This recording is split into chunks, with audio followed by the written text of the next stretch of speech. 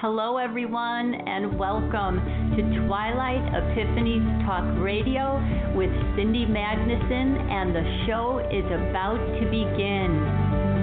So, slow down, take a seat, put your feet up, and maybe take some notes, because this show is about you, it's for you, and it is designed to help you receive exactly what you need to be a happier and healthier you.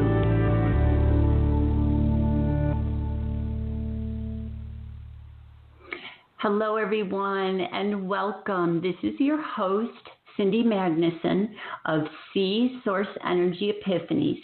And tonight, I'm being joined by Bernhard Guenther in this third show of the series, The Elephant in the Room is Real, What Now? So Bernhard is one of the leading writers and speakers in the area of hyperdimensional energies and how they're influencing our lives. So I've asked him to bring his expertise to this series as we're working to look towards how can we collectively and individually integrate, heal, and dismantle these corruptions that have been taking place in our society as we see them very rapidly coming to the surface and being exposed. So Bernhard's expertise in the way of hyperdimensional forces is going to help us to understand what does hyperdimensional mean? How are they affecting our lives? How can we identify these influences? Where do they come from? Why are they here? How do they fit into this big picture?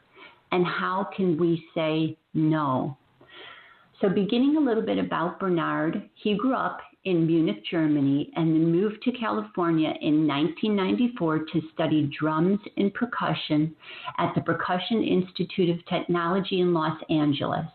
His exploration into rhythm and music became a journey of self-discovery and healing, which led him into the field of bodywork and the healing arts. Being a very emotionally and sensitive individual and battling depression throughout his early life, Bernhard made the choice to face his shadows and face his fears. His personal healing process then inspired him to explore the mysteries and hidden knowledge of humanity's origins, and he began questioning the roots of what constitutes reality and looking at how social, spiritual conditioning impacts us on both a collective and individual basis as we're trying to search for truth right now and search for fulfillment and happiness in all aspects of our lives. His website, Piercing the Veil of Reality, is a wide-ranging collection of essays, films, webinars, and interviews that include topics in spirituality, shamanism, psychology, self-work, esotericism, history, the paranormal, and hyperdimensional realities. He lives in Topanga Canyon, California, working with individuals from all walks of life, helping them in their path of healing and wellness via integrative bodywork, holistic coaching, and transformational retreats. So let's open up the mic and say hello to Bernhard. Hey, Cindy. Hello. Thanks for having me. Hello. You are very welcome. I am honored. Thank you so much for your time and giving us your expertise here. It is very much appreciated. And with that introduction already, I would like to go right into the meat of what we're talking about here and begin with the word and phrasing hyperdimensional energies. So if we take the average person, maybe someone runs into this terminology and they might have a varying amount of references already that they think this is, but can we narrow this down and look at it? Are we talking about something specific, or are we talking about a big collective when we say hyperdimensional energies? And what does it mean, hyperdimensional? Well, on a very basic level, it simply means non-physical, something that exists out of the range of our five sensory perception. Hyperdimensional, another dimension, another density. But it's also very important to distinguish not anything that is a quote unquote, projection of ourselves, of our psyche or our archetype, with a lot of people then claim that would be, but energies, intelligences that exist in their own realm, in their own world, but are not bound to time and space in this 3D existence we live, and the linear time we live under, or the illusion of linear time, so to speak. So yeah, on the basic level, it just simply means non-physical. Okay. And as a collective, then obviously the non-physical is a very vast expanse. And of course, you and I have studied a little bit more, so we've understood that there is sometimes an alien reference, different races, extraterrestrial.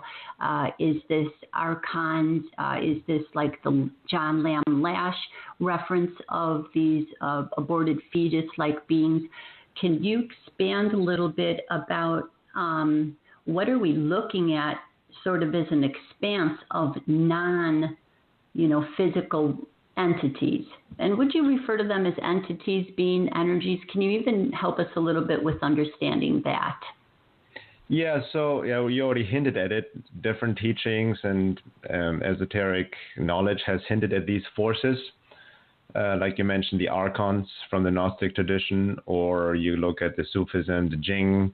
You can see it from the Native American perspective, Wetiko, that alien virus, the Lords of Destiny from Hermeticism. You can go on and look at all these different ancient teachings, and they talk about the same forces, same beings and entities that have ruled over humanity and affect humanity and working through humans in ways that is not perceptible to our five sensory existence. Having said that, there's many races, so to speak, or appearances they've been given, or names. And what I found over the years, I just like to call them occult forces, which is also what Sri Aurobindo from Integral Yoga uses. He calls them occult forces. And occult simply means hidden, right? That's the basic definition. It doesn't mean evil. That's important to point out. So I like to call them occult forces because they are also shapeshifters that can appear in any shape or form, so to speak. So I don't get hung up anymore on their form, their appearance, so to speak. And there can also be, like some call them also reptilians, draconians, demonic entities, low astral entities, and all of that. And they can come in various shapes and forms, from like very demonic up to more like critter-like, benign even beings. But let's not forget, there are called hostile forces, but they're also the forces of nature, and they're actually also benevolent forces out there as well, right? Which we can maybe talk a bit as well. I just mainly focus on what Sri Aurobindo calls the occult hostile forces, because they have really interfered with the evolution of humanity, so to speak, but they also resemble a certain teaching function, so to speak. So we're constantly influenced by various forces, right? In the end, we are just under this illusion of almost of free will, of that we are in control because of this ego consciousness we're caught in, right? With the personality we identify with, but essentially we are transducers of energy. And as the ancient teachings talked about, the war is through us. So it's literally like we all have the inner, like the proverbial, like, the angel on the left shoulder and the devil on the right shoulder, so to speak, right? So we are influenced, very manipulated by these occult, hyperdimensional, hostile forces, right? Through thought injections or thoughts we take at our own, and they can manipulate us in various different ways.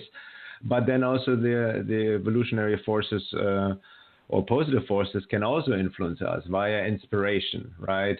Some insights and nudging us this way and all of that. So it's an intermix of all. And the whole work of deeper spiritual esoteric work, right, is to reject the hostile interferences and embody the divine force more and more. So we become a transducer of the divine force and essentially align with divine will.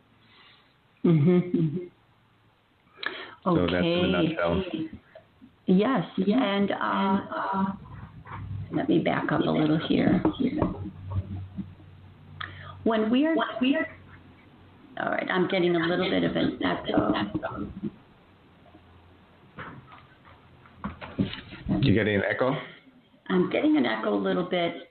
It's starting to just lessen now, so it should be okay. Yes, okay, there we go. What I wanted to look at there then, before we go into how they influence us, can we even go back a little bit? If you were going to theorize, and what you've concluded in all of your very intense studies, how would you say these forces that are discordant were created in the first place? And if they don't have physical bodies, why is it that they're trying to work through our physical bodies? Well, there are many different theories. If you go back, it relates to the original fall from Eden, from our original state of original blueprint. And, let's put it this way, we didn't evolve just from apes as the Darwinian theory claims, right? But we have been interfered with, even genetically, partly engineered by these beings, hundreds and thousands of years ago. But it was also, it's tricky because you don't want to fall into the blame trap that we have been just, that's another topic we can get into, the blame victim trap. But it was also a choice we made to experience this physical ego consciousness, right? And that's the fall from Eden, the symbolism of it. And, but, essentially it's also like we also, in this reality we live 3D, we are on the basic level, we deal with duality, right? So male, female, dark night, and evil, good, so to speak.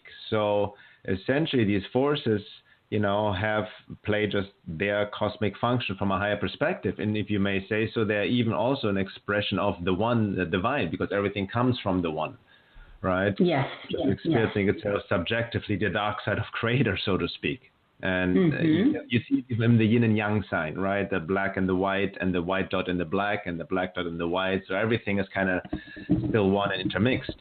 And the reason they interfere with us, because on a very basic level, we as humanity, we're not on top of the food chain. As above, so below. Life feeds on life. And in this instance, food is not physical substance, but consciousness is food. And they feed off of a certain frequency, a certain state of consciousness. And they try to keep us in the so-called frequency prison, to use us as their food source, literally, to raise us like cattle. And what feeds them? It's basically anything that is related to our lower nature, our egocentric behaviors, our lower emotions, of anything of chaos, suffering, interpersonal fighting, jealousy, envy, sexual pathologies, anger, whatever we project onto the world. And, they create this frequency working through us, working through the world puppet leaders, the psychopaths and whatnot, creating wars and atrocities and genocide to feed off of that frequency and that emotional luge. Or in everyday life, when we get into fights with our neighbor, or with our partner or friends, and just take things personal and just, and provide that reactive, we are very reactive beings. We're very mechanical, we live under the illusion of free will, and most people are sleepwalking, dreaming to be awake. So we're manipulated in various ways to produce this emotional luge, as Robert Monroe called it. And that's really what they're after, so to speak. But in the end, they also, from the higher soul evolutionary perspective, they also resemble a very important teaching function, right? Almost creating the trigger, the friction for the evolution of consciousness, right? To able to rise above that and essentially to transcend duality. That's because we're not finished in our evolutionary process, so to speak, here, right, as human beings. So that's very important to understand, because these forces also can only interfere with us and tag into us where we have our own blind spots and wounds and conditioning, which they then highlight and augment, right? So essentially you can literally utilize them as teachers, so to speak, because they heighten it. But, obviously becoming aware of it, understanding it, which goes beyond intellectual research, by the way. There's a lot of resources that hint at this knowledge. The shamans called it the topic of all topics. But, most people, obviously say like, well, you cannot prove this. I don't see it. How do you know that's true? Mm-hmm. Well, that's where the mind is limited by, because I said it, they exist outside our five sensory perception, but through esoteric work, inner work, right? That's when you can develop what Sri Aurobindo called yogic consciousness, a higher level of being, high level of consciousness, where you can then literally perceive or rather sense these forces directly. And that doesn't necessarily mean that you see them visually like maybe a clairvoyant can do, but it's a different state of mind, right? I call it sixth sensory cognition.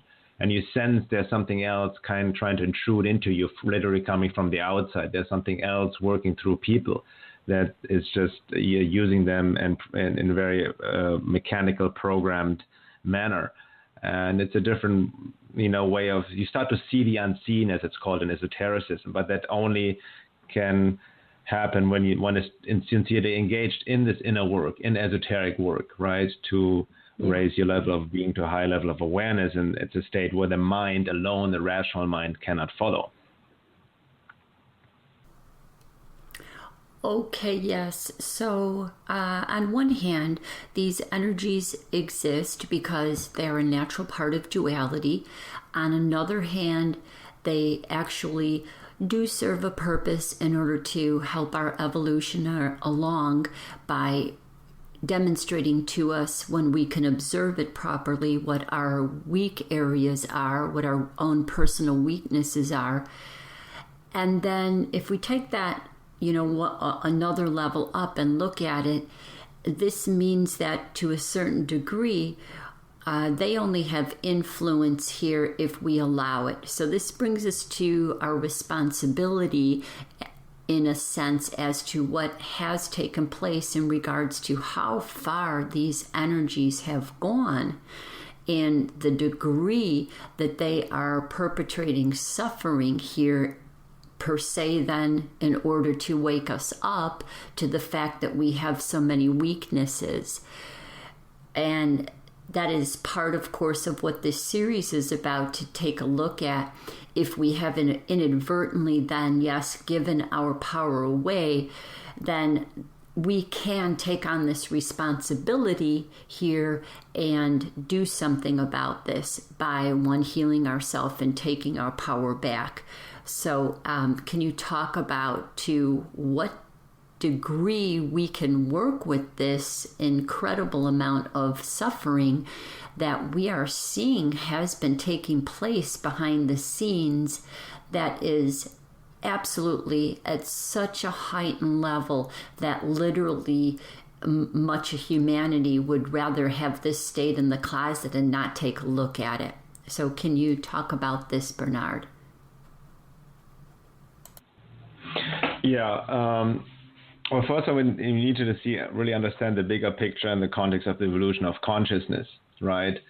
And understand, I've struggled with this myself, understanding why is the suffering, right? Even my own personal life, I suffer deeply. I mean, not, compared to the darkness even that's going out there. It's been a lot of what's happening, in terms of quote unquote evil. Most people have no idea actually how dark it actually is. Way beyond what we see even on the political stage. But it has its place, and it's really hard for our mind to grasp it. In fact, it cannot, right? From a higher perspective, the evolutionary forces, there's so much involved with regards to... sorry, can you hear me? Yes. Okay, sorry. Sorry about that. In terms of evolutionary forces, so much comes into the equation, especially in this day and age. It's called the time of transition. Everything to be revealed itself, right? I mean, it ties into the famous quote by Carl Jung: one does not become enlightened by imagining figures of light, but by making the darkness conscious. So everything that's been hidden needs to come out. And even suffering in itself plays a very important role. Ironic, obviously no one wants to suffer. That's why we engage in inner work and truth, seeking, helping the world, or being of service. We want less suffering. We don't want to suffer anymore. We don't want other people to suffer, right? That's our role. But there are forces out there, and some of these forces occupy human beings fully, like psychopaths. They feed off of suffering. It's even beyond power and money. They just feed off it. It's their frequency, right? And who are we? We feed off of animals and vegetables. I don't want to get into discussion about veganism, whatever, but still, you eat, you feed your body. There's still like you kill, right? Even if it's a plant or animal, you still use something alive to feed yourself. So that puts also in question of evil, right? So are these forces, how evil are they? And in the end, they're just doing what we're doing on their own level, sustaining themselves, right? Which doesn't justify, but it's really understand the higher perspective, the Hermetic law of as above, so below. And we are simply not on, God's favorite creation on top of it all. That's the illusion most people have, right? That we are just the main predatory species. And then modern psychology has also distorted it as much as I love Carl Jung's work on the shadow, and I think it's a very important work, part of the work as well. It also has its limitations, because not everything is a manifestation, expression of our shadow and psyche, and it's just all us, quote unquote, so to speak. Even from the higher perspective, all is one, right? So that's the paradox. I agree. Right, but it's really understanding, and then suffering has its own role. Like, I remember I came riding across from Sri Aurobindo, and the mother, his partner, and some student asked them, why do people need to suffer? What's the role of suffering? And the mother then said something very profound. It's like suffering is the only energy that pulls matter out of its inertia, right? That pushes us to evolve, to anchor the higher force. So suffering, like, has its evolutionary purpose to ascend to a higher state, to reconnect to our true divine nature. And I can take myself as an example. So many people ask me, why did you get into this work? Why were you interested? Are you just curious? Why? And all of that. And my simple answer is, I was suffering. That's my only motive. I was suffering deeply, and even close to suicide, that I needed to figure myself out, understand the world, understand myself. Otherwise, I would have killed myself.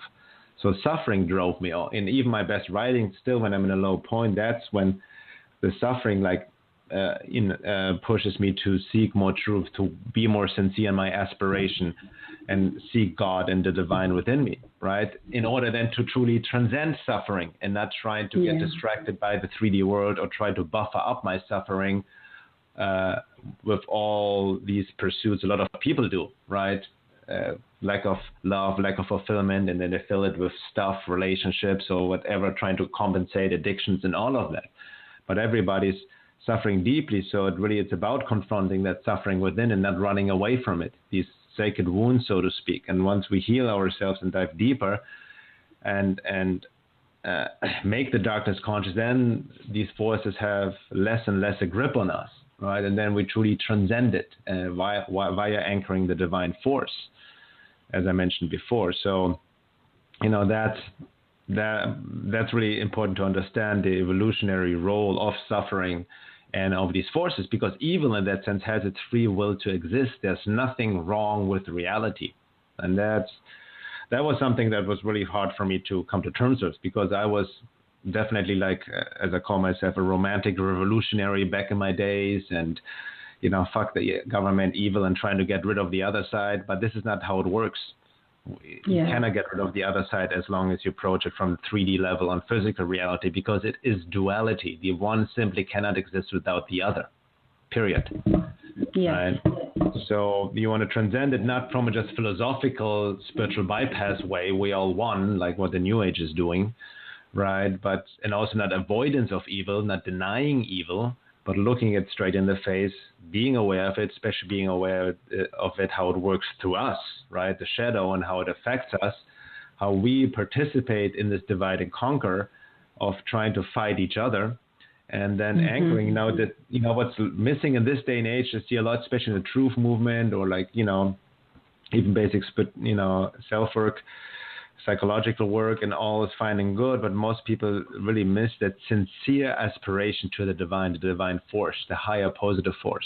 And understandably so, because a lot of people are disillusioned or conditioned with like dogmatic religion, which is also actually a product of this hyperdimensional force. All the dogmatic religion, right? It's a control system in itself with the idea of some God outside of ourselves who judges, right?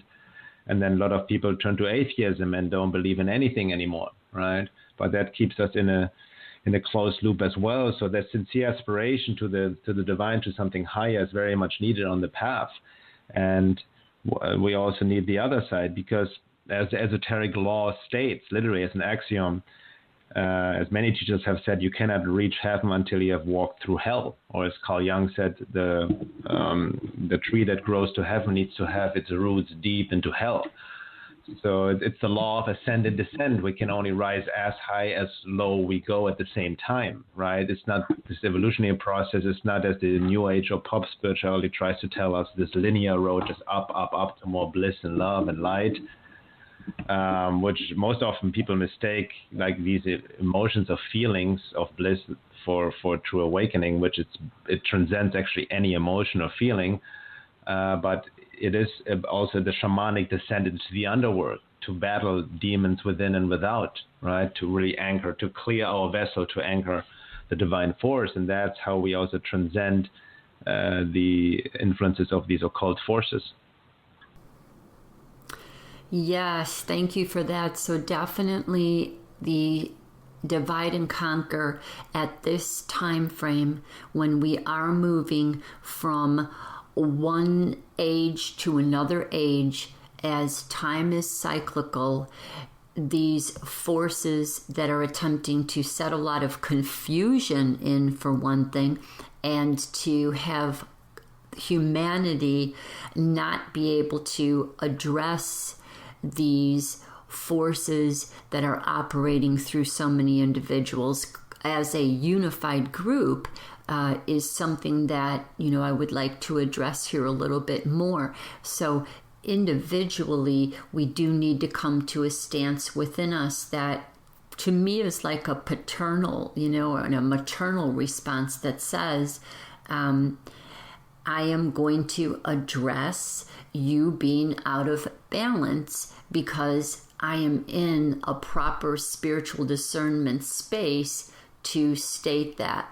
So how can we collectively move to unify ourselves maybe a little bit more in order to address this better as a whole, with being firm, being in a neutral stance of forgiveness, and yet saying that we are going to address this with our firm spiritual strength right now, the power that we have to say no.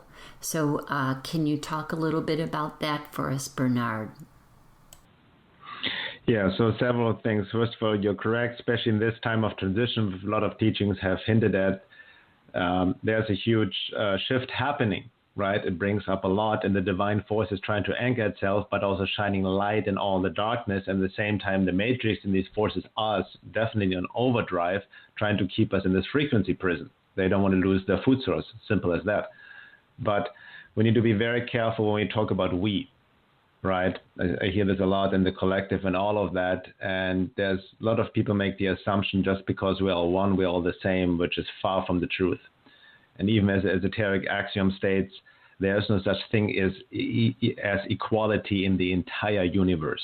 And that may trigger some people, especially more identified with the left, but there's no such thing as an equality. And that's not a value judgment of better or worse, but there are vast different levels of beings, of soul integration with over 7 billion people on this planet, right? We may look the same from the outside in a physical appearance and whatnot. We're all humans, different races, different skin colors, whatever. But the inner life, from an esoteric soul perspective and level of being, is vastly different between human beings. Like as Guenther, the mystic, said, the level of being between two human beings can be as vast as the level of consciousness between a dog and a human being.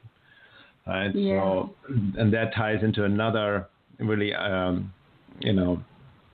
quote unquote taboo topics, which is soulless humans, right? That not everybody has actually a soul, but a lot of people are simply automated vessels, right? Which these forces occupy fully. Psychopaths, for example, and I'm talking about genetically born psychopaths that are not a result of childhood wounding or anything psychologically, but literally born without a conscience, right? Who are simply empty vessels for these forces, and they cannot be approached with compassion, understanding, or trying to talk to them. And that's what a lot of people do who focus on the 3D level, right? They're trying to, they assume that everybody's the same and we can be just rational and show compassion and resolve it, all that, but this is not how it's working. And it also ties into law of free will, right? And understand the analogy of, the parent wanting to wake people up, so to speak, because we see how people are suffering and how they hurt themselves. And I see this a lot. That has been very struggling for me because I'm also very sensitive. I can see people's wounds and suffering very easily through their mask of personality. But you cannot help someone who's not willing to help themselves. You cannot force people to wake up, right? That's really an esoteric law. Everybody needs to come to start seeking truth and in this engage in the awakening process in their own terms, right? Like, reflect on your own life. Nobody forced you, right, to take in certain information or work on yourself. You came to this realization yourself, also because from a higher perspective, your soul was ripe, so to speak. And some people, I have a whole essay called Organic Portals, Soulless Humans, which people can check out on my website, and it's one of my most read essays. Right, and there are souls that have, when you talk about the chakra system, who simply only exist on the first 3 chakras, and they are not in a state of their evolution to even perceive higher knowledge. They cannot even activate the higher centers this time around, and there's nothing wrong with them. This is where they're at. They need to just experience physical reality as it is, right? So to think of any form of collective awakening is complete illusion. Okay. Right. Okay. So that's very important to keep in mind. But what we can help the collective is simply through our own awakening, right? We can push the envelope, right? We will never fully transcend because we're all still connected. But the more we are sincere in our own work, change our own frequency, right? And spread information, spread seeds of awareness, which people then can pick up, out of their own free will or not. That's how we help the collective, right? That has a huge effect on the outside as we change our frequency. And when I talk about changing the frequency, I'm not saying it in the New Age term of just, thinking positive thoughts, be smiley and be nice to everyone, right? I'm not denouncing positivity on a basic level and optimism. Obviously, we need this without falling into the trap of just being negative and cynical and life sucks and all of that. Right, but that's that anchoring of the higher frequency, I said, entails the deep inner shadow work, right, to come face to face with the darkness, and then the more we embody that has tremendous positive effect on the outside world, and that's actually the true secret with regards to reality creation, right? And even my own work, in the past, I tried to quote unquote forcefully wake up others, right, push information onto others. But there's a lot of resistance because these forces work through others, who are not engaged in the same work and then attack you. And but I also was infringing on free will, right? So there's something to be said about what Guenther called external consideration, that you need to adjust yourself to the belief system to others and not give somebody something he or she didn't ask for sincerely. And sincerity is the key, because a lot of people ask, but they're not sincere. They're curious. They want to be spoon-fed. I see this a lot in this day and age, especially with the rising short attention span epidemic. They don't put in their own effort and work, and they want something done for them, right? They want to take shortcuts, but there are no shortcuts on this path. And also, everybody's such a unique individual. We all have our soul lessons and talents and karma to deal with in varying ways. The mind cannot even possibly understand or grasp it, right? So even these atrocities, what's happening, we see them from our limited mind perspective, but we don't see it from this higher supermind, divine perspective, what's really happening. Because from this true higher perspective, our higher selves, when we incarnated, we even chose certain experiences, even challenging experiences to one degree or another, because from this higher perspective, there's no such thing as good or bad experience. That's just our perception, right? There is only experience in light of the evolution of consciousness. So it's very tricky territory when we try to talk about, we in collective awakening and all of that. Even with my work, I'm not trying to reach everyone. I'm not trying to save the world. That's another trap, trying to save the world, right? And you fall in the trap of martyrism, of the missionary, and trying to be a savior and all of that, which just works in the favor of these entities. So, all of these things are very much needed to understand. Even human nature, like I mentioned before, on a basic 3D level, we're dealing, with, there's been done a lot of extra research out there that about 9 to 10% of humanity are genetic psychopaths. And that's a lot of people, 10% of humanity, right? And often they rise into positions of power, because that's how the world is set up, right? Ruthlessness. And, a psychopath, by the way, is not this version we see in Hollywood movies of the serial killer and crazy person, and they can be that as well. But a good functioning psychopath has an excellent mask of sanity. He or she can mimic even emotional states, can cry crocodile tears, but never feeling it, right? Can just say the right things, can appear very confident, and people see them as role models, right? A psychopath can be a political figure, CEO, even a spiritual guru, and all of that, just playing that role and diverting people and abusing people, right? And they get ahead in this world because, imagine, it's even hard to imagine a state of mind where you have no conscience. You don't care at all. You see yourself as completely superior. You're not faced of even fear of other people's suffering. You have no guilt, remorse, any of that whatsoever. You can go very far in this world, right? In this dog eats dog society. So even on that basic level, before we even speak about these hyperdimensional forces, people still have a hard time understanding that we're dealing with, psychopaths in positions of power, right? Well, what I find is that if someone has not had a personal, up-close experience with a sociopath or a psychopath, they really have a hard time believing that anyone who appears human could be a completely different person behind the scenes. For myself, because I had, as an infant, grandfather who was a chief of police in Minnesota. He was chased Dillinger. He was the good cop turning in the bad cops, but he was also a pedophile and was getting by with this because of his public position. And then in molesting, several family members, that imprint on my sexual chakra meant that I gravitated towards having relationships with men who had this predator energy in them. So finally, by the time I had one last experience, I realized that this is a pattern, and I was able to believe because I was there and saw it happen and saw it being expressed in how this literally is someone who mimics human emotion and does not have a conscience. So it is difficult for humanity overall, to deal with this because they haven't had the experience.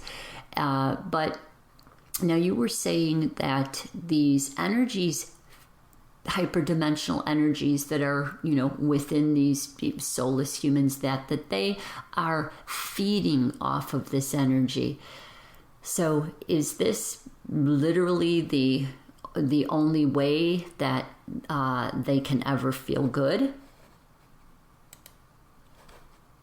I don't feel good. Like that's, it's just simply what they do, right? It's simply like, see it as mechanically, like, we can see they're also very, you can see it on the basic level. Like, like when a mosquito comes and sucks your blood, is it doing it because it feels good to the mosquito? Yes.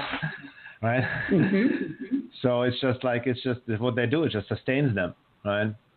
So it's simply like food, literally. Oh, yes, this hive mind. I have actually seen it before. Now that I'm thinking about it, in 2 shows prior to this, I had talked about how a man had befriended me, and over a course of time, he ended up revealing to me that he was a rogue CIA agent who rescued women from human trafficking. And during that time, he was, moving me into fully telling me about this. He talked about human trafficking and how that is more a part of pornography these days, and how there's a category called violent and cruel. And he said I should go and check that out and see what's taking place there. So I did. And when I typed in this category, thousands of videos came up with the faces of women who were absolutely not acting, not there by their own volition. They were being tortured, and possibly to death in absolute terror situations of extreme pain. And so I watched one of the videos, and for one thing, 6 men felt very comfortable with showing their faces and with no concern how they would be held responsible for the acts that they were truly committing there. And 2, while they were raping her, they were in a frame of mind that was as terrifying as the act.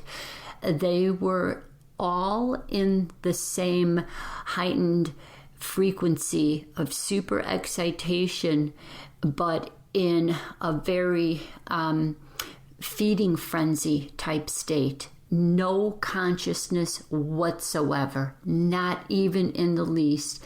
And to look at these men, you would normally you would not think this. I kept looking at them thinking, unless you are very tuned in, otherwise, that putting them in normal other places in society, you would not know that they are taking place with this act. It was absolutely horrifying. But, I mean, there's even more disturbing things happening when it comes to pornography, like the dark web. I'm sure you heard of that, right? Of literally snuff movies and all of that. It goes way beyond what's available, of mainstream pornography. But speaking of pornography, it's important to understand that pornography is a symptom. It's not the cause, right? And it ties, as dark as it gets there, but it ties into one of the magic setups is the distortion of sexuality in general. And we see this in everyday life beyond pornography, right? None of us have been, use actually sexual energy in a healthy way, in the way it's supposed to, quote unquote, supposed to be, if we would be fully aligned with who we truly are, right? Sexual energy goes way beyond like the lower nature expression of it, of just, fucking, or this lust, thing that makes you feel good. And we see it in everyday life in our society, right? And you see the distortion of sexuality. A basic example is like, you see in the religion, right? How in any dogmatic religion, how sex and sexuality is sees as a sin. The body is sin, flesh is a sin, and this whole guilt trip of the Catholic Church and all of that.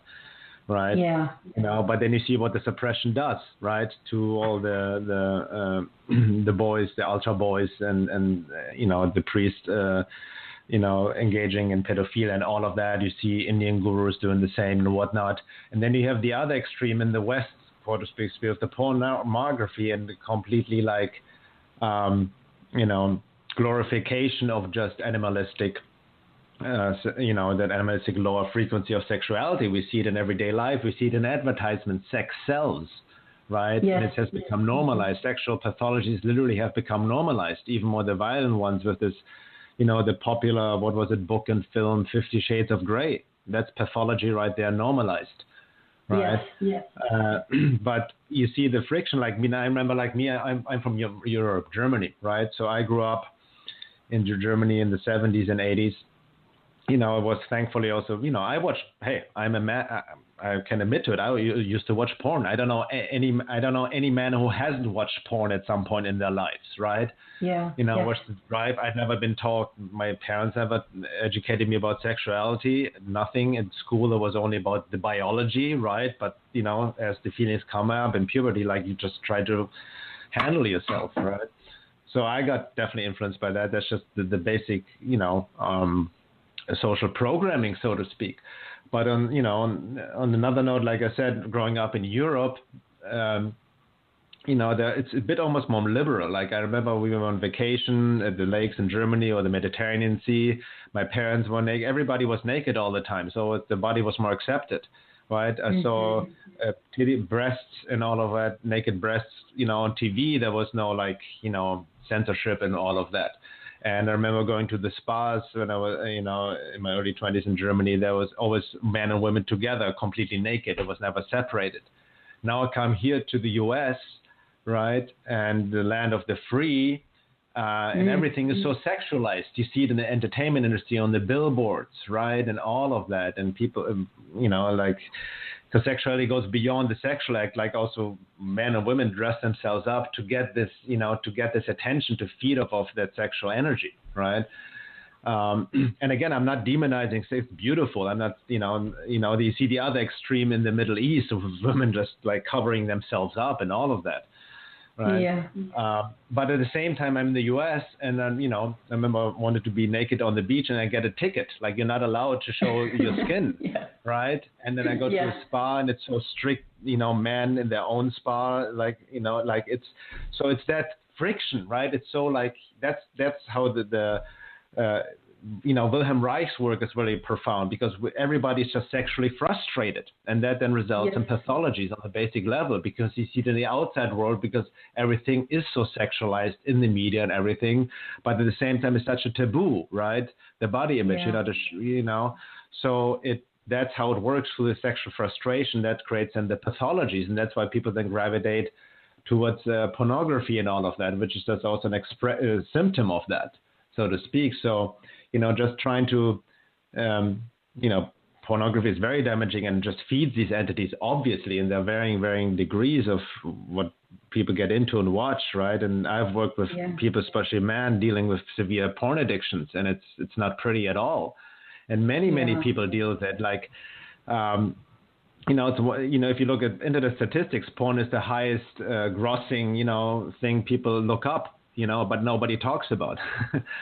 Exactly. Even ironically, there's been statistics in the Bible Belt in the U.S., like with really religious people who preach against sex and pornography and gays and all of that. And if you look at the internet statistic, they have the highest view of pornography consumption on the internet. So, who knows what's happening behind closed doors, so to speak, right?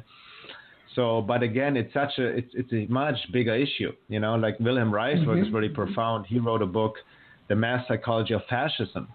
He said the more people are sexually suppressed, the more they're easier controlled, right, in society.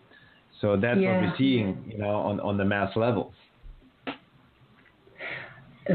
Very much so. So in our space of allowing the religious construct to come in and create us in this Puritan type space for a while there, the backlash of that is that an opposing opposite creation is going to be created.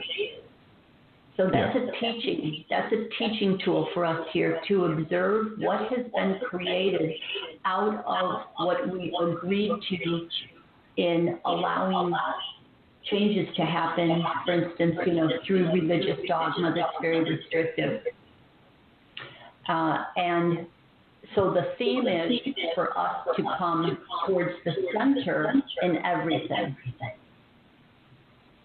And that's probably one of the greatest tools right here to recognize, is that we can't be producing these extreme spaces that are going to create the opposite of something. and it just as a little bit of an example, I eat vegan and I'm comfortable with that.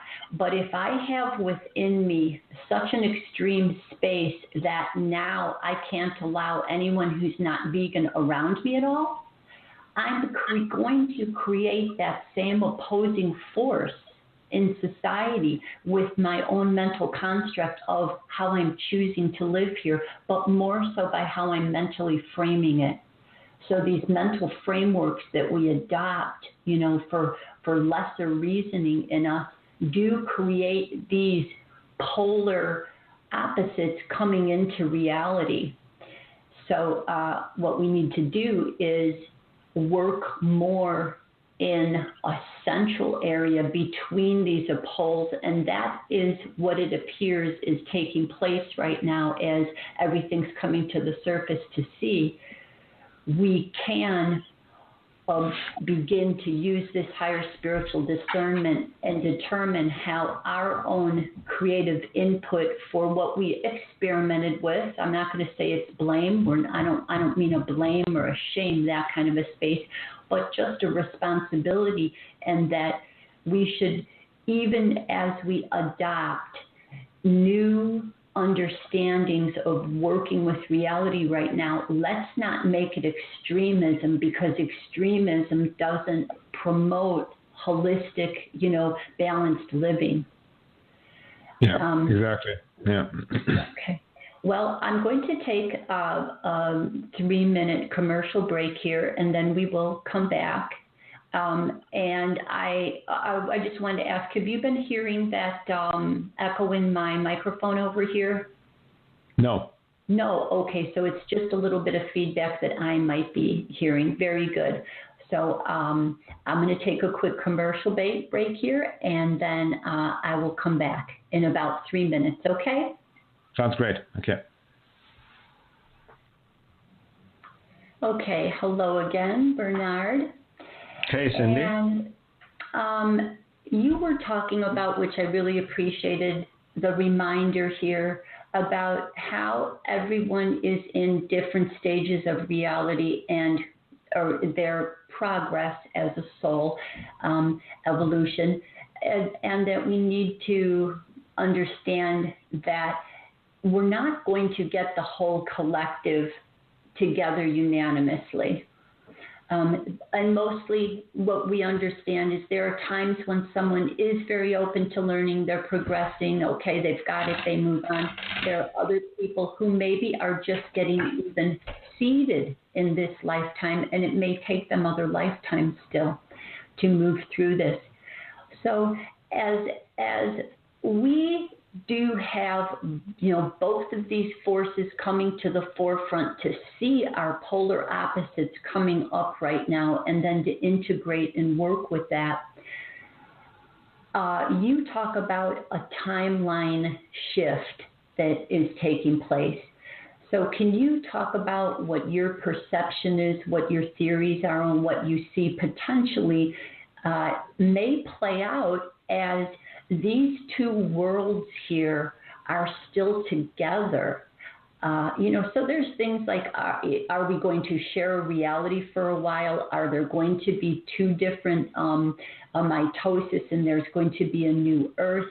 Are people going to simply transition and then incarnate into a new space? Is there also a potential that reality will just shift for us and it will be changed? So what are your common theories that you feel the closest to in regards to, as we do heal this, what may play out around us? Yeah, I have hypothesized what I call the timeline reality split, and wrote a whole essay about that, which people can find on my website. It's actually also available as a free ebook.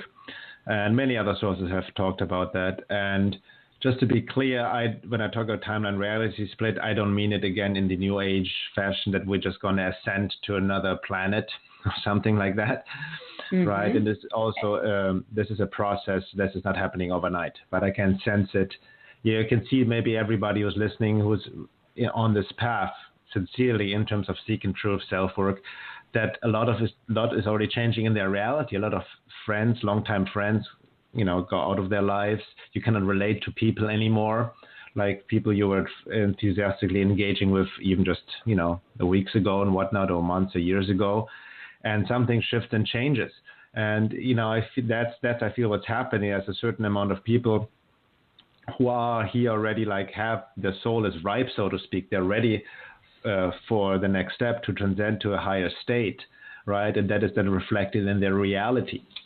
And that's what I mean by, it's not like we're leaving Earth to somewhere else anywhere, but there's an energetic shift happening, right? Where a lot of people then, the more we embody this higher frequency, then the less we'll be affected by these other lower matrix manifestations, right? And I don't mean this also in this new age way of you create your own reality and just that you're going to live in a bubble, so to speak. Mm-hmm. Right, so I don't want to fall into the disease of solipsism, right? That only that's a whole new age program in itself. Yes. But there's something to be said that we, the more you evolve to a higher state of being and frequency, in the true esoteric meaning of the word, I always have to emphasize that, and doing the work to do so, then your outer reality will change and you will gravitate naturally more towards people who are on that same frequency. Right. And again, there's no value judgment in any of that. But through that, we also push the collective, but you also can less and less relate to people who are not on that frequency level, and they naturally phase out of your life. It's basic physics, right? The frequencies just don't even match anymore. And they can not only relate to people, but where you have been living and all of that, all of a sudden you don't feel like, you cannot relate to your job anymore, to your surroundings, and you feel the drive to move somewhere, like your intuition, you're being pulled to live somewhere else, to do something else. So that's what I mean by timeline reality shift, right? And it's an individual process too. That's very important to keep in mind. That's why, you see it even on the 3D matrix, all this push for socialism, collectivism, identity politics, that's all matrix thinking, all matrix program, because it happens at the expense of the individual. So it's really important to mind that this journey is unique for every individual. And I see this even in my private practice, having worked with thousands of people over the years, to understand what works for one may not work for another. And that goes with literally everything in our world, in what's happening. You mentioned veganism, for example. I'm like, even with diet, I know what works for one may not work for another. And if you push your what works for you onto other people, you fall into the trap of homogenization of humanity, of trying to make everyone the same, which is the underlying matrix agenda, modus operandi, literally, right? Yes. So it affects all areas of life, literally, right? Mm-hmm. And I can have a very empathic space for changing how things have been going on here in our meat and dairy industries, for example. But to push an agenda is a dangerous space, and the mentality that's coming from there has a lot of dangerous spaces. I did do 3 shows on this specifically, and kind of tried to address the fact that even as we are progressing here and what we perceive as spiritually progressing, we have to be cautious still to make sure that we are really looking a little bit in a higher perspective as to how we are allowing ourselves to express what we're doing, because we still fall into these old traps very easily. So, and thank you for, your information about the new age, information when it came in. I started off 20 years ago, and I didn't make a lot of friends because I was red flagging in the books continuously, and didn't learn till, a little bit later on that, yes, this movement was very much it was infiltrated early on. And I just had a natural space for feeling that when someone is attempting to sell information, and there are certain words that are said, you can tell that you are trying to be mind controlled and suggested to think a particular way. And of course, this is one of the, insidious, subtle ways that they place 90% of information, let's say in a book or a program, that we would resonate with, but then 10% of it is very twisted. And that twist in there, may come out after you've followed someone for 3 years already, and then all of a sudden they shift. So I see a lot of that also taking place, that, again, people give up their power a little bit too easily to a guru, as you were saying, and then that person shifts in what they are portraying to the public. And if you are paying very close attention, sometimes you realize that they've shifted their whole foundation of from what they originally started out with. And humans in general have a very difficult time with this. So it's a way that we are so easily programmed, and there's so many new age memes that people have all these collective memes in their head, and they say, well, I can't judge that person, or I should just perceive them on what I'm feeling from them, but not look at the whole picture anymore. So the art of discernment can very easily be persuaded and suggested away from. Can you talk a little bit about your feelings towards the precautionary areas that we should observe when we are doing information from any programs that include angels, guides, ascended masters,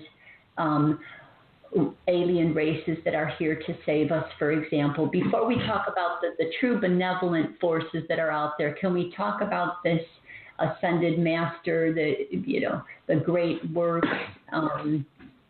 between whether we go back through Aleister Crowley and Alice Bailey, up through phases of changes, but how do you feel about those areas?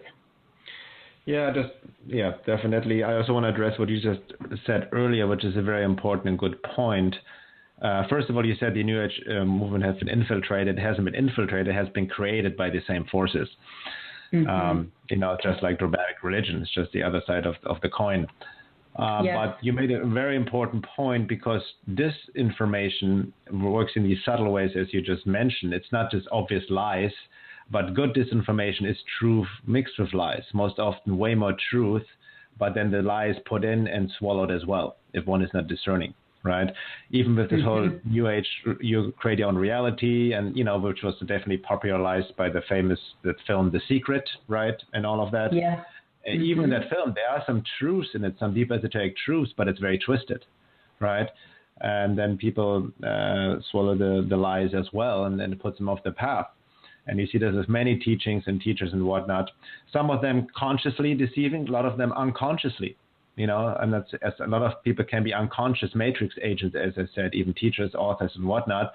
But they, over time, like any matrix temptation, they sell their soul, so to speak, and lose their integrity because they are swayed and tempted by more power, more success, more influence, and all of that, right? And then they want to reach more people and all of that, so they avoid talking about certain topics. They want to create a bigger following, sell more, and all of that. So the integrity goes down the drain, so the teachings go down the drain, right? So, and discernment takes various levels.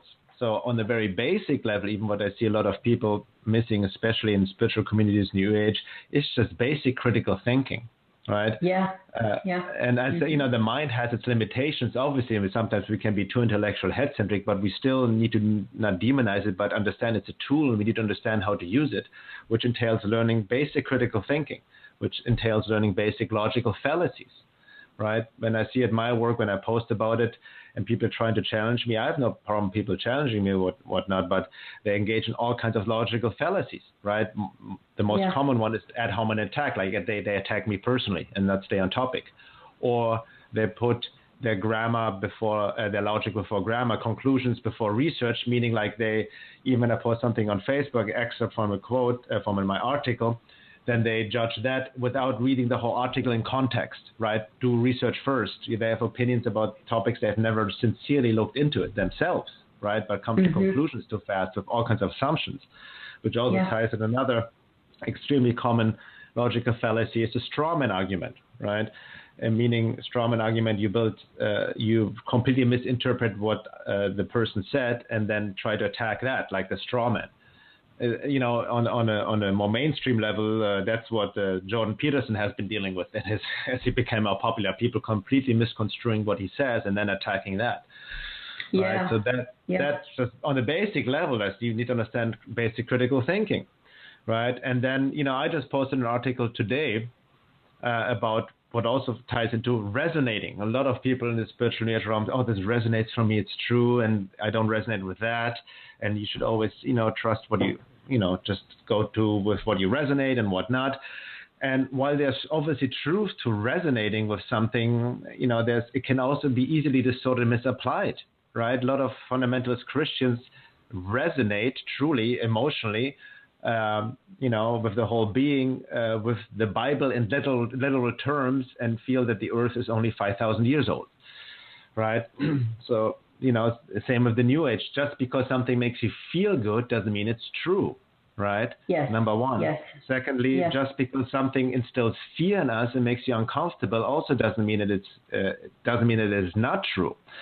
So this whole resonating thing has to be very carefully understood, because, if the reading instrument yourself is not tuned correctly, you can resonate with lies, mistaking them as truth because of your wishful thinking and all of that.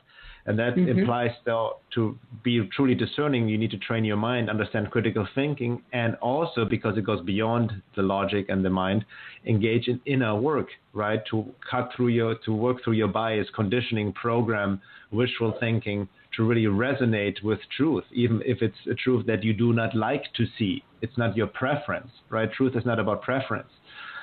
So that really needs to be understood, and how easily, that ties into counterintelligence programs, right? Which people see a lot in the New Age, especially in the UFO community. There's so much disinformation, truth mixed with lies, and conscious agents and unconscious agents, especially in that area, because they want to divert people away from the truth of the hyperdimensional matrix and all of that, which then brings me to the topic what you just mentioned, with all these ascended masters, positive aliens here to save us, the Galactic Federation of Light, which is the major disinformation program, right? Which ties into also, the aliens are here to save us or bring technology and defeat the cabal, as some prolific, people in that scene claim, and they've made prediction for like over decades that never happened, but always dangling the carrot in front of you, like soon it will happen, first contact and all of that, right? But it's just disinformation. Like, there's also not understanding that the UFO alien phenomena is, for the most part, a hyperdimensional, topic has nothing to do with like a Star Trek scenario of physical aliens coming from another planet, right? We've been also conditioned with Hollywood, modern culture, so to speak, pop culture and all of that. But, this whole savior program also ties, it's no different than the religious savior program, that Jesus is going to come back, right, to save us. Now it's the aliens going to come here to save us. And then you have the charade of ascended masters, right, or beings and entities that are here to help us and we should call in and connect with. And that's very tricky, because that can create trap of agreements, because if you truly study occult literature and deep esoteric teachings, they're warned of these beings and entities, because most often negative forces appear as positive forces, even as divine forces, to manipulate. They can, even adjust to a person's belief system, appear as a Virgin Mary, appear as a Palladian, whatnot, to give that hook to, make them feel special, especially ego, hooks and all of that, and give them information that can be partially true, but again, it's mixed with lies, especially the whole charade of channeled material. And then, there's some quality channel material out there as well. I've studied as well, but for the most part, it's just a lot of New Age nonsense. But regardless what channel material you look into, it's never, ever the 100% truth. It always still comes through a filter. And most filters and most channels, even if they were pure at the beginning or more accurate, are being hijacked and vectored off. Barbara Messinek is a great example, I definitely resonated hugely, got a lot of insight from her first book in the early 90s, Bringers of the Dawn. Yes, but then progressively it got worse and worse. And I remember was at a workshop, channeling workshop she gave in Sedona in 2005, and she completely lost the plot, right? There was something dark coming through her. Her ego was definitely feeding off of it. But what was even more disturbing, she had such a devoted crowd, that guru worship, right? That didn't question that. And that's the problem, right? This whole following somebody else and trying to belong. People want to just be a part of a community, and it's understandable, but they lose their individuality within that, right? For example, in my own work, that's, I'm not saying that I know it all omniscient. I have my own issues, my blind spot, right? And I look back at my older writings, okay, I was off there. Like, I believe I had my own new age phase many years ago. I even write about it, right? But I know my sincere aspiration is like truth as it may be. And I also have learned I'm not taking any teaching or anything as a foundation, right? It's just that I don't follow any particular personal guru, right? And even the people I quote in my work, that doesn't necessarily mean that I completely agree or support the whole body of work. For some of them I do more or less, yes, but I hardly agree with everyone. I don't even agree with myself all the time. Because I find it to be true too, yeah. It's a process, right? And seeking truth is not only about this intellectual information, but also, even what my work also resembles my own process where I'm at. And as I said many times, I never claimed to be fully awakened. That word is thrown around very loosely as well today. I'm awake, and most people are maybe awake on some level of the matrix, but not awake in the true esoteric meaning of the word, which will be enlightenment, right? So, though that we need to be very careful and mindful and not overestimating ourselves and how people fall into spiritual bypassing, but also especially being careful of calling in any entities and beings. And I focus, as I said before, a lot about the occult hostile forces, negative forces, because it's about making the darkness conscious. And so, again, people who don't read my work, they pull strawman arguments. Like, for example, I've gotten that a lot. People claiming that I say that there are no positive forces, that there are no spirit guides, that it's all evil, right? And that couldn't be further from the truth. Because I have actually addressed it in my work. If people would take the time to read it or listen to some of my other interviews, it's all there. I see the support, sense the support, feel the support in my own life throughout the years, the divine forces, and I even know that I have spirit guides. I've been even told that I have spirit guides especially when I do my work, body work, energy work, which is also my gift, done for 20 years. I've worked on various very sensitive individuals, clairvoyants, and they independently from each other told me that I'm really supported and guided through these large blue guardians, right? Yes, I feel them. Yes, I feel them. Yeah. So they're just there, but I never call them in. I don't need to. Exactly. And that is the space where I think, of course, the new age information has slightly diverted some people's understandings that we can just work with that space within us because they are part of us. It's something that's within us, but we're just observing it outside of ourselves. And that's where we inadvertently, others are giving their power away without realizing it. And, as you were talking about why we brought up this subject from Ascended Masters to how there are so many different versions of what really is taking place in the UFO phenomenon, for example, Star Trek influencing that. And because we don't have the basic understanding of the construct of how reality really works, all of these other influences have been able to come in and put these imprints and programming into our heads, into our memory banks. So what people don't realize is that every time they approach a new topic, they're approaching it from the stance of whether or not they are evolved or what programs, what level of of evolution they are at in their spiritual development, and then what programs have already been placed inside them that are going to be how markers for how they integrate what they're learning. So people are integrating a lot of the TV programming that's out right now, and you and I are aware that people like ourselves probably watch television shows. I like Netflix and to see. I basically watch series to see what they're putting out there, because I can catch where they are putting that 10% of disinformation in there to completely divert people from knowing the full truth. And a lot of it is making people feel like they're powerless and helpless.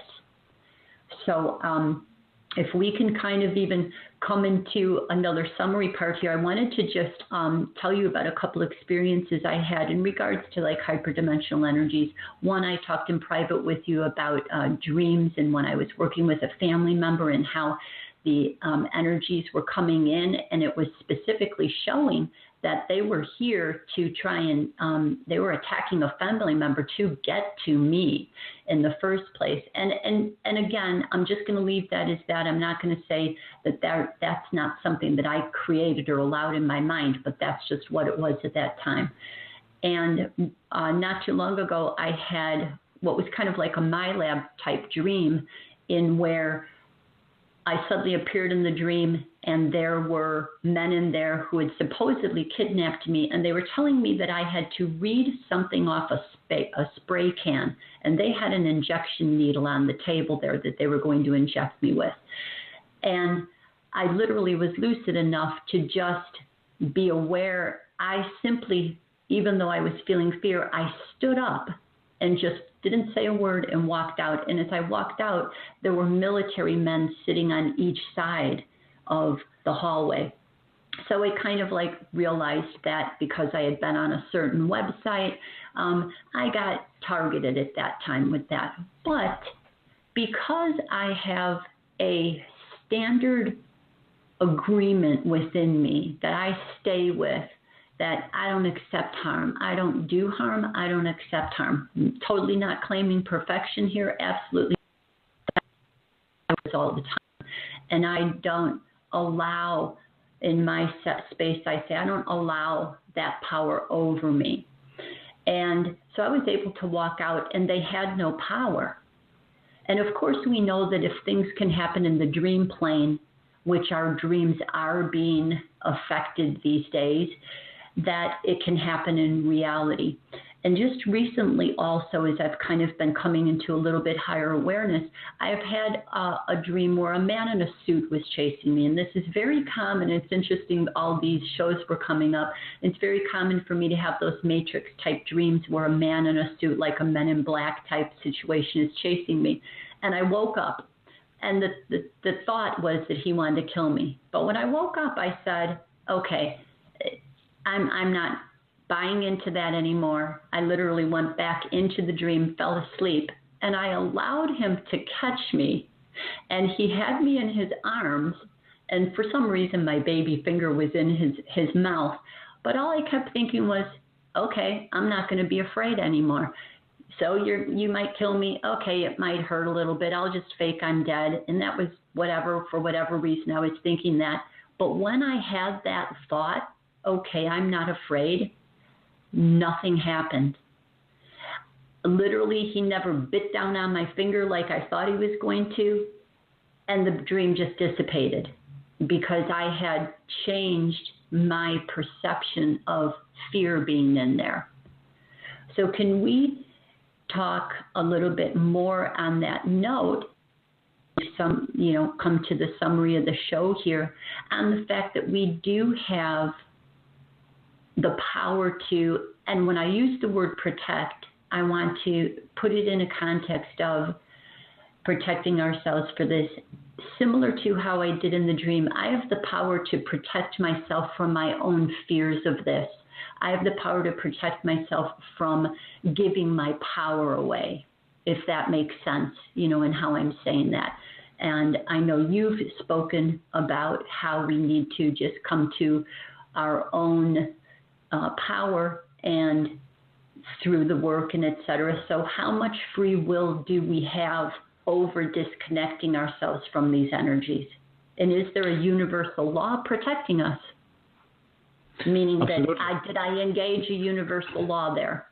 Absolutely. Yeah. You made, there's a beautiful example of how you not only you change your perception, but you change your frequency by that responding, by staying in very important, all occult teachings talk about it, what I also call 0-point non-reactive consciousness. You didn't give them that frequency they wanted, that fear response, right?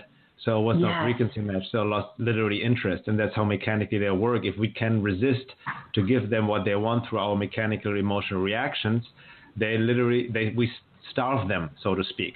They move on. That's depending on what entity, but sometimes it needs to be repeatedly because you're being tested and tempted in so many ways to react this way.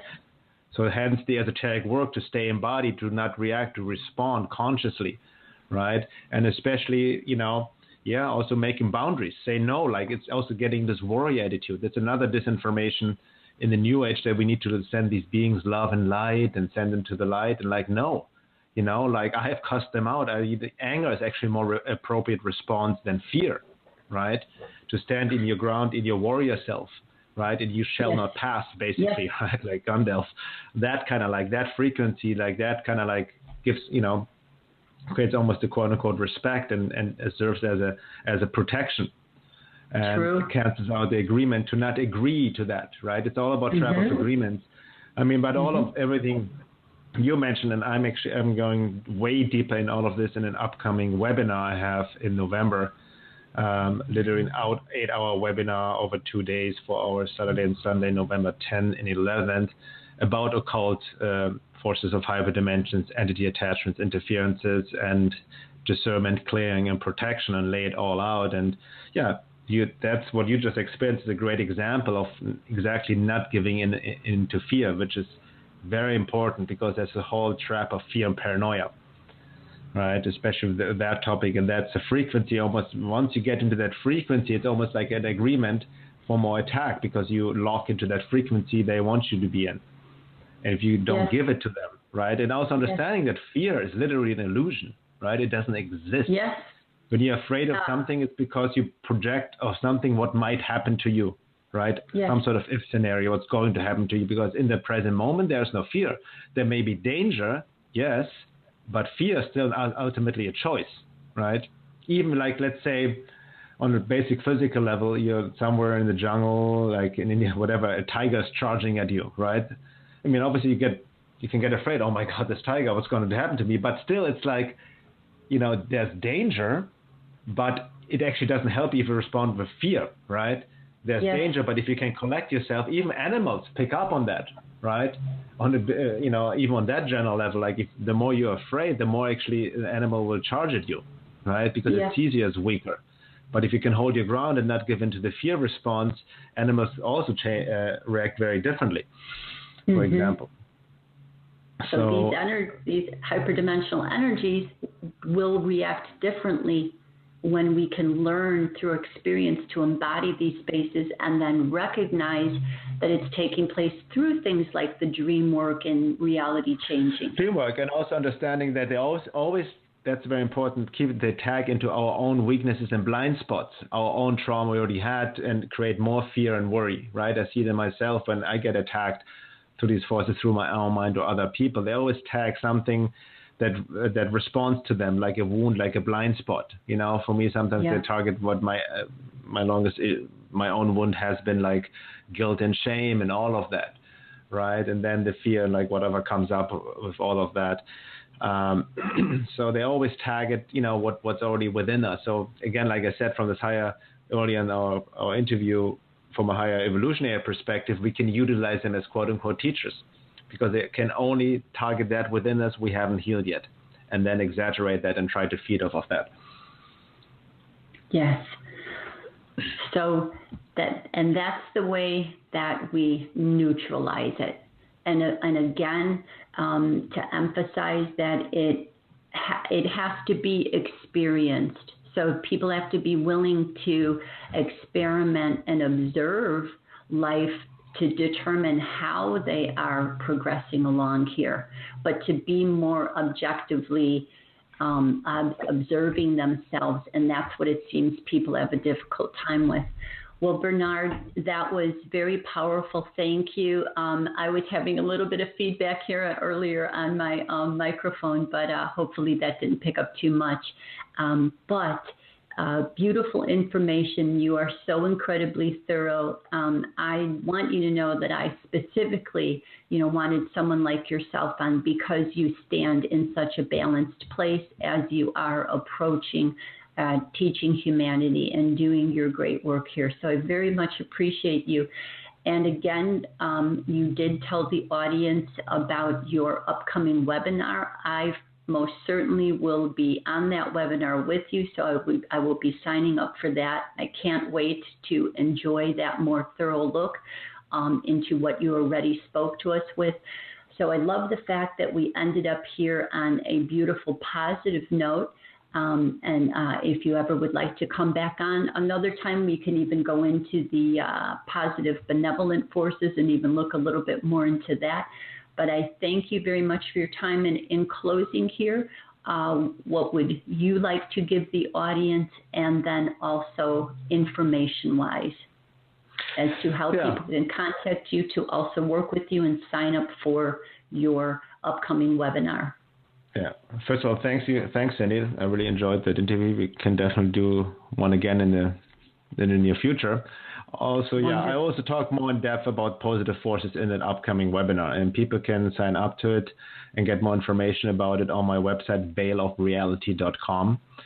And the date for the live webinar is November 10th, 12 p.m. to 4 p.m. PST, and then also Sunday, 12 p.m. to 4 p.m. PST. And both segments include question and answers, so people can share their thoughts, ask questions. But it also will be recorded, so everybody who signs up will also receive the full recording, and it will even be available after the live event, so anybody who can make it to the live event can still purchase the recording as well. And go to veilofreality.com. There's under webinars. You can get more information and sign up. And there's, that's my website, veilofreality.com. There's tons of articles, essays. I have 3 free ebooks on there, films I made over the years, a lot of interviews, other webinars, panel discussions. And I've also a very amazing event coming up, which I'm looking forward. That's a bit far away, but September next year, September 2019, September 7th till 14th, the Heaven and Earth organization invited me to be featured speaker at a cruise off the Croatian coast, the Adriatic Sea, and it's on a private yacht with only 30 people. And I'll be giving talks and lectures every day, and we travel on the Mediterranean Sea, and also check out beautiful locations on the coast. There's amazing food out there, and there she has the founder. She has organized these cruises before, also even with Graham Hancock was featured at one point, Nassim Hiram, and other people. So next year it's my turn, so to speak, and I'm very honored that she approached me, and I'm really looking forward to that. And fun time too. Exactly, fun time too. It's also a great way just to, I like it. It's just not just about me, whatever, talking, lecturing, but bringing us like an intimate group together to network, with like-minded people, where you can really explore all of that together and make lasting friendships and connections, right? So that information is also more on my website. There's a link then to the Heaven and Earth organization, and then they can check that out. And we still have there's even some discount tickets available for the first people who sign up. And again, veilofreality.com. Everything is on there. Okay, perfect. All the best to you then on your upcoming webinar. I wish you great abundance and prosperity, because you absolutely deserve all of that for your incredible generosity already that you've given. And for sure, we will talk with you again. Thank you. Excellent, Cindy. Thank you so much. Take care. Okay. Bye-bye. And thank you everyone for joining in. Next week's show, I will be interviewing Luis Diaz, and he's going to come on and talk about spirit. How is it that we are all working with spirit in the same ways, yet we don't understand this and have a difficult time being unified in our understandings because we all have been taught different beliefs about spirit and we all don't have the same in-depth understanding. So Lewis is coming on and we're going to talk about how we can work with the spirit plane in more greater understanding. So thank you everyone again. We will see you next week. Bye-bye now.